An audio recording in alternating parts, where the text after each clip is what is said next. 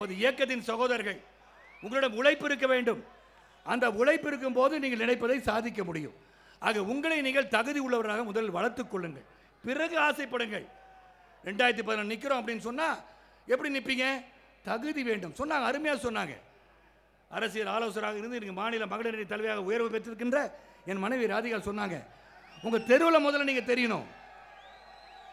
உங்கள் தெருவில் 150 பேர் இருந்தாங்கன்னா 150 பேர் முகத்துக்கு உங்கள் முகம் தெரிந்திருக்க வேண்டும். அவங்களுக்கு சாதாரண வேலை செய்யணும். I would say politics is social சர்வீஸோட எக்ஸ்டென்ஷன் தான் பாலிடிக்ஸ். சாதாரணமாக ஒருத்தர் ஹெல்ப் பண்ணுறது அது கொஞ்சம் பெரிய லெவலில் பண்ணும்போது அரசியலாக வருகிறது. அரசியலுக்கு சுயநலம் தன்னலம் இல்லாமல் ஊழலற்ற ஒரு ஆட்சி நடப்பதாங்க அரசியல். ஆம் ஆத்மி பார்ட்டின்னு ஒன்று ஆரம்பித்தாங்க. தொடப்பத்தை வச்சு தொடச்சி எடுத்துடுறேன்னு சொன்னாங்க. ஒன்றை மட்டும் சிந்தித்து பார்க்க வேண்டும். இதையும் சொன்ன ஒபாமாவை சொன்ன மாதிரி என் மனைவிடம் சொன்னேன், ஆம் ஆத்மி பற்றி என்ன நினைக்கிறீங்கன்னு கேட்டாங்க. ஆம் ஆத்மி பார்ட்டி வந்து கரெக்டாக இன்னொரு 50 நாளில் முடிஞ்சு போயிடுனேன்.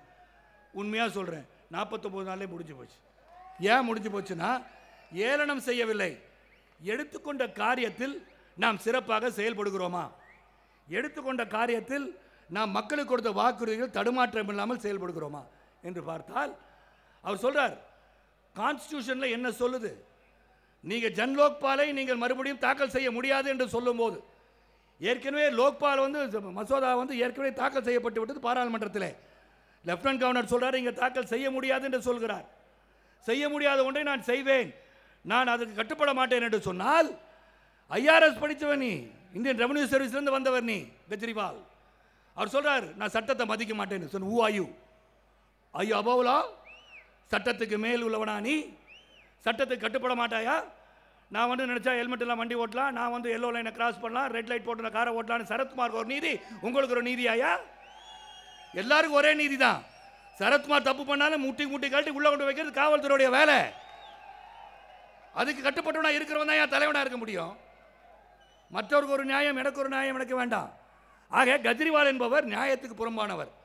சொன்னார் 700 லிட்டர் தண்ணி கொடுத்துருவேன், 50% நான் மின்சாரத்தை கட் பண்ணிவிடுவேன் அப்படின்னு சொன்னார். 50 வருஷம் மின்சாரத்தை நீ கட் பண்ண வேண்டாம், பணம் உற்பத்தி பண்ணி கொடுக்குறாள், மின்சாரத்தை உற்பத்தி பண்ணி கொடுக்குறாள், அவனுக்கு நீ பணம் கட்டாட்டி அவன் கட் பண்ணிட்டான்.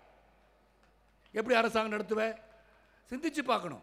நீ சுத்தப்படுத்த வேண்டும் என்று வந்தால், உன் வீட்டை நீ சுத்தப்படுத்த வேண்டும் என்று வந்தால், அதே விளக்குமாறு ஏன்ட்ட கொடுத்துருந்தீங்கன்னா நான் வீட்டில் போய் பெருக்கி தொடச்சி கேளுங்க, பண்ணியிருக்கனா இல்லையா, ஃபோட்டோ எடுத்து வச்சுருக்காங்க, பெருக்கி சுத்தப்படுத்தணுங்க. வெளியே சாக்கடை இருந்துச்சா இறங்கணும், சாக்கடை உள்ள இறங்கி கிளீன் பண்ணணும். வெளியேன்னு சொல்ல. ஆக நல்ல ஒரு பொறுப்பை உங்களை நம்பி கொடுத்தார்கள்.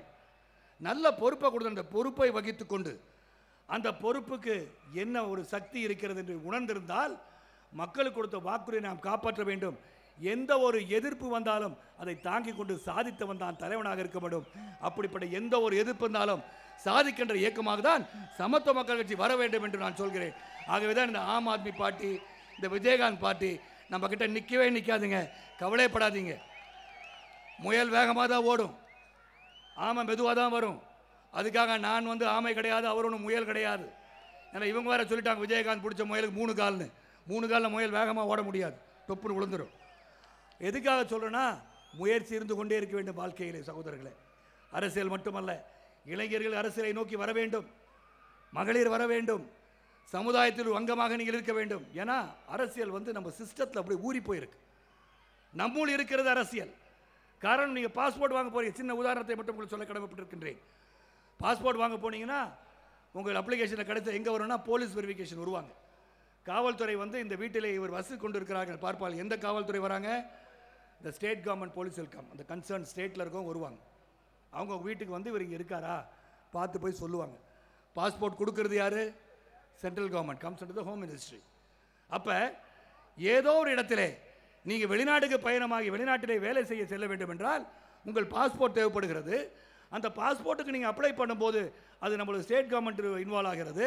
அதன் பிறகு சென்ட்ரல் கவர்மெண்ட்டுக்கு பாஸ்போர்ட் தரணும். ஆக அரசியல் உங்களுக்கு தெரியாமலே உங்களுள் புகுந்து கொண்டு விட்டது. எப்படி என்றால், சமத்துவ மக்கள் கட்சி வளர்ந்து விட்டதா என்ற கேள்விகள் கேட்பார்கள் சில பத்திரிகையாளர். அண்மையிலே என் மனைவிடம் கூட கேட்டிருக்கார்கள், சமத்துவ மக்கள் கட்சி காற்றை போல கண்ணுக்கு தெரியாது. சமத்துவ மக்கள் கட்சி காற்றில் இருக்கின்ற பிராணவாயு போல கண்ணுக்கு தெரியாது.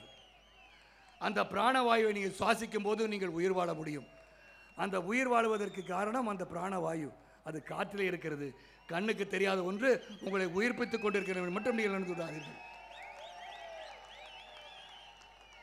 ஆறு சலசலப்பாக ஓடாது. ஆறு என்ன ஆடம்பரமாக ஓடலை, அப்படியே சைலண்டாக போதுன்னு நினைக்காதீங்க. அந்த தண்ணியில் இறங்கி பார்த்தா ஆள் அதிகமாக இருக்கும். அதுதான் சமத்துவ மக்கள் கட்சி. ஆனால் மெதுவாக தான் பயணிப்போம், உறுதியாக பயணிப்போம். தி பேஸ், அஸ்திவாரம் அது ஸ்ட்ராங்காக இருக்கணும். அதுக்காக 5ஆம் கிளாஸ்லேயே 10 வருஷம் உட்காந்துருக்க முடியுமா? அது பேர் அஸ்திவாரம் கிடையாது. 6ஆம் கிளாஸ் போகணும், 7ஆம் கிளாஸ் போகணும், 10க்கு வரணும், +2 பண்ணணும், மாண்பு முதலமைச்சர் புரட்சி தேவர் கொடுக்குற லேப்டாப்பை வாங்கணும், சைக்கிளை வாங்கணும், காலணி வாங்கணும், எல்லாத்தையும் வாங்கணுங்க. அப்போ அதுக்கு முயற்சி வேணும். ஆக சிறப்பாக முயற்சி, அந்த முயற்சி இருக்கும்போது நாம் வெற்றி பெற முடியும். ஆக பல ஊர்களிலிருந்து இந்த மாநில மாநாட்டுக்கு சிறப்பாக வருகை தந்து இந்த மாநாட்டை சிறப்பித்த அனைத்து நல் உள்ளங்களுக்கும், இந்த மாநாட்டை சிறப்பாக நடத்துவதற்காக நம் இயக்கத்தின் சகோதரர் அனைவரும், அவர்களுக்காக உதவிய உற்றார் உறவினர் நண்பர்கள் அனைவருக்கும் அவர்கள் பாதங்களை தொட்டு நான் நன்றியை தெரிவித்துக் கொள்கின்றேன். உங்களுக்காக அவர்கள் பாதம் தொட்டு வணங்குகிறேன். நாளை சமத்துவ மக்கள் கட்சி 40 நமதே என்ற இலக்கை நோக்கி மாண்பு முதலமைச்சர் அவர்கள் கட்டளையிடும் போது அந்த 40 இடத்திலும் அனைத்து இந்திய அண்ணா திராவிட முன்னேற்ற கழகம் வெற்றி பெற்றது, வெற்றி பெற்றது, வெற்றி பெற்றது என்ற இலக்கை நாம் அடைய வேண்டும். ஆகவே சமத்துவ சொந்தங்களே, சிறப்பான ஒரு மாநாட்டிற்கு வருகை தந்து சிறப்பான கருத்துக்களை ஆழமாக இன்னும் சொல்ல வேண்டும். ஆகவே சமத்துவ மக்கள் கட்சிக்கு ஒரு நாள் மாநாடு பத்தாது, 2 நாள் 3 நாட்கள் தொடர் மாநாடு நடந்தால்தான் பலரின் கருத்துக்களை விவேகமாகவும் அழுத்தமாகவும் பேசுகின்ற அன்பு சகோதரர் இருக்கிறார்கள். ஆக நிச்சயமாக நாம் இந்த தேர்தலிலே கடுமையாக உழைக்க வேண்டும், உள்ளத்தின் உறுதியோடு உழைக்க வேண்டும். மாண்பு முதலமைச்சர் புரட்சி தலைவர்களின் கரங்களை வலுப்படுத்தி 40 நமதே என்ற இலக்கை எட்டி பிடித்து நாளை மாண்பு முதலமைச்சர் புரட்சி தலைவர்களை பாரத பிரதமர் ஆக்குவோம், ஆக்குவோம், ஆக்குவோம் என்று கூறி ஜாதி மத மொழிபேதமற்ற புதிய சமுதாயத்தை உருவாக்கி தமிழகத்தில் மட்டுமல்ல நமது பாரதத்திலும் நல்ல ஒரு மாற்றத்தை உருவாக்குவோம், உருவாக்கம் என்று கூறி இந்த விழாவுக்காக உதவி செய்த அனைவருக்கும் மீண்டும் நன்றி கூறி, பத்திரிகை சகோதரர்களுக்கும் தொலைக்காட்சி நண்பர்களுக்கும் காவல்துறை சகோதரர்களுக்கும் உணர்வுள்ள இளைஞர்களுக்கும் சகோதர சகோதரிகளுக்கும் தாய்மார்களுக்கும் நன்றிதனை கூறி வீடு திரும்பும் போது உங்களுக்காக பல கண்களும் பல கைகளும் உங்களை அரவணைப்பதற்காக காத்து கொண்டிருப்பார்கள். நிதானமாக நிதானமாக நிதானமாக நேர்மையாக அளவுக்கு மீறாமல் நிதானமாக வீடு சென்று ஒருவருக்கும் எந்த தீங்கும் விளைவில்லை என்ற எண்ணம் என்ற சொல் என் காதுக்கு வர வேண்டும். உங்களை என்றும் நேசிப்பேன், என்றும் நேசிப்பேன். இந்த மூச்சுள்ள வரை சமத்துவ மக்கள் கட்சிக்காக, உங்களுக்காக, தமிழக மக்களுக்காக உழைக்க காத்திருக்கின்ற தலைவன் இதோ இருக்கின்றேன். வாருங்கள், சமத்துவ மக்கள் கட்சியை வலுப்படுத்துங்கள் கூறி விடைபெறுகின்றேன். நன்றி, வணக்கம்.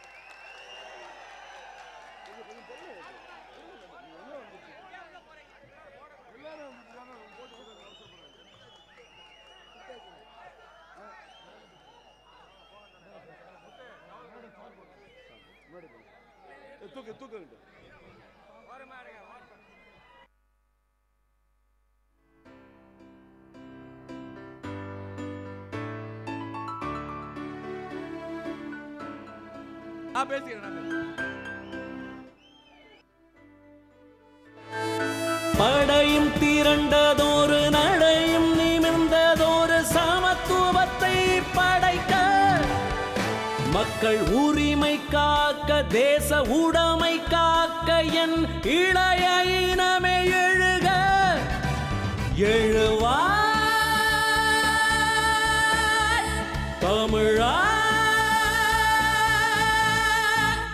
அலையா திரள்வா.